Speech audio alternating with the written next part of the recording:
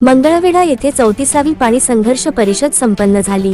दुष्काळग्रस्त भागातील सर्व प्रलंबित पाणी योजनांसाठी शासनाने तातडीने निधी मंजूर करून त्या युद्धपातळीवर पूर्ण कराव्यात, असा महत्त्वपूर्ण ठराव या परिषदेत करण्यात आला। यावेळी परिषदेचे निमंत्रक वैभव नायकवडी यांनी येणारी 35वी पाणी संघर्ष परिषद आटपाडी येथेच होणार असल्याचेही जाहीर केले। तर यावेळी माजी आमदार राजेंद्रअण्णा देशमुख यांनी आटपाडी येथे पद्मभूषण क्रांतीवीर डॉक्टर नागनाथअण्णा नायकवडी यांचे स्मारक उभे करण्यासाठी जागा देण्याचे जाहीर केले। या परिषदेला दुष्काळी भागातील शेतकऱ्यांची मोठ्या संख्येने उपस्थिती लाभली। परिषदेच्या कामकाजाच्या अनुषंगाने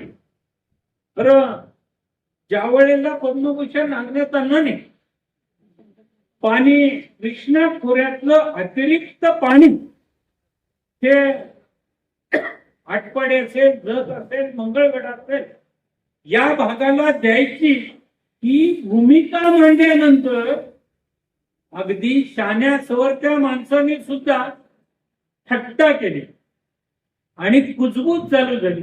एवढी डोंगर दऱ्या, कुठं कृष्णा आणि कुठं हा मंगळवेढा आणि कुठं पाणी येणार। पण जे अशक्य होतं, जे स्वप्नवत वाटत होतं, ते प्रत्यक्षात कार्यान्वित झालं। आणि म्हणून पद्मभूषण नागनाथअण्णांनी, गणपतराव आबासाहेबांनी आणि त्याचबरोबर वेळोवेळी मग आरारावांसारखे असतील मंडळी, बाकीची काही मंडळी असतील, कदम साहेब काही दिवस होते, त्या मंडळींनी त्यात साथ दिली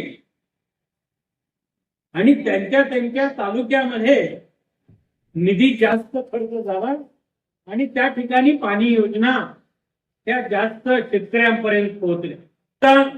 आटपाडी असेल, सांगोला असेल, जत आणि मंगळवेढा या शेतकऱ्यांनी गट्टी बांधणं गरजेचं आहे। राजकारण बाजूला ठेवलं पाहिजे, पाण्याच्या प्रश्नासाठी एकत्रित आलं पाहिजे। आणि जी परिषद असेल, येणारी जी परिषद असेल ते आपण आटपाडीच्या, बरोबर ना, आटपाडीच्या भवानी हायस्कूल वरती घेऊया। त्या परिषदेला सुद्धा आपण मंडळींनी मोठ्या संख्येनं हजर व्हायचं।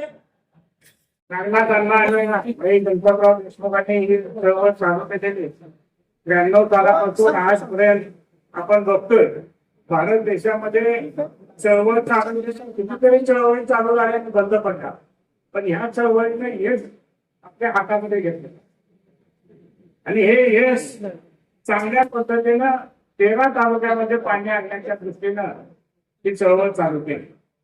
आमच्या तालुक्यामध्ये तर आता 14 गावांमध्ये पाणी उमऱ्यावर जाऊन थांबलेलं आहे।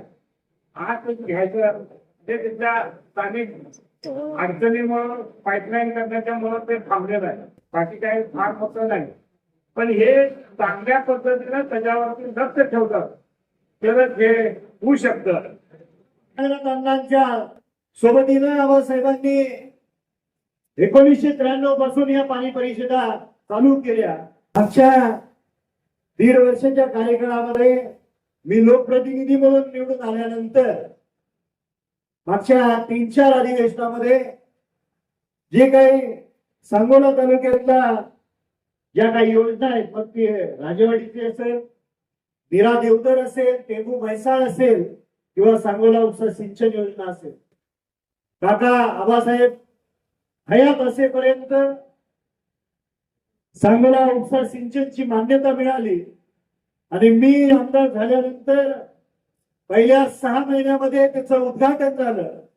ही 2 टप्प्यामध्ये सांगोला उपसा सिंचन योजना आहे। पहिल्या टप्प्याचं काम चालू आहे, दुसऱ्या टप्प्यामध्ये पुढच्या काही महिन्यामध्ये 100-125 कोटी रुपये आपल्याला शासन देणार आहे। आणि त्या अगोदर टेंबू आणि म्हैसाळची योजना अस्तित्वात आली।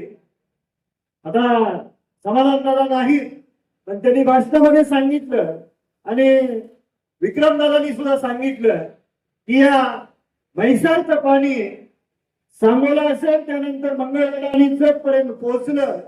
हे 1993 साली ज्यावेळेस अण्णांनी आबासाहेबांनी घोषणा केली त्यावेळेस बऱ्याचशा मंडळींना हे स्वप्नवत वाटत होतं, आज ते अस्तित्वात उतरते, हा पूर्ण विजय, याचं सर्व श्रेय मला वाटतं अण्णांच्या आणि आबासाहेबांच्या खांद्याला खांदा लावून तुम्ही सर्वांनी वेळोवेळी पाणी परिषदेच्या माध्यमातून सरकारकडे रेटा लावला, हे त्याचं यश आहे.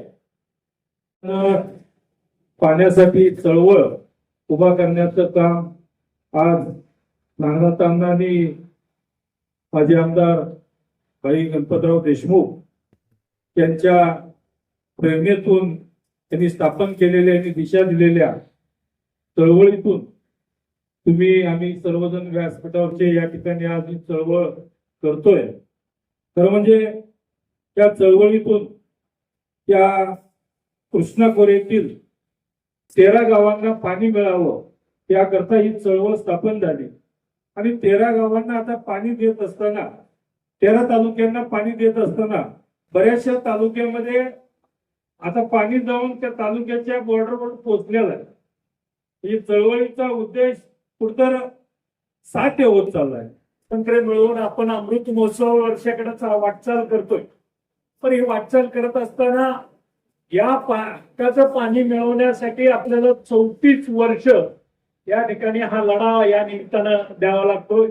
खऱ्या अर्थानं हे महाराष्ट्र सरकारचं खऱ्या अर्थानं अपयश आहे. सरकार कुणाचंही असू दे, आतापर्यंत जी काही सरकार आली, जी काही सरकार गेली, जे काही आत्ताचं सरकार आहे ते आता आपण सगळ्यांनी याच्या बाबतीत सगळ्यांनी जवळून आपण बघितलेलं आहे. खरं तर जे काही दुष्काळी तालुके आहेत, आटपाडी, सांगोला, मंगळवेढा, जत, तासगाव, या खऱ्या अर्थाने हे कायमस्वरूपी दुष्काळी तालुके म्हणून ओळखले जात होते. आणि आतापर्यंत ही सगळी तालुके कृष्णा खोऱ्यात येत आहेत. आणि खऱ्या अर्थानं ज्या गणपतराव भाईंनी या कृष्णा खोऱ्याची, खऱ्या अर्थानं त्यांच्या पाठपुरामुळे या कृष्णा खोऱ्याची निर्मिती झाली. आणि या निर्मिती झाल्यानंतर या खोऱ्यात येणाऱ्या सगळ्या गावांना पाणी मिळालं पाहिजे. कारण जी काही नागनाथ अण्णांच्या माध्यमातून जी काही चळवळ उभा केली, या चळवळी आज 34 वर्ष झाली. आणि 34 वर्षानंतर सुद्धा अजून सुद्धा आपल्याला त्या ठिकाणी पाण्यासाठी लढावं लागतं, हे दुर्दैव आहे.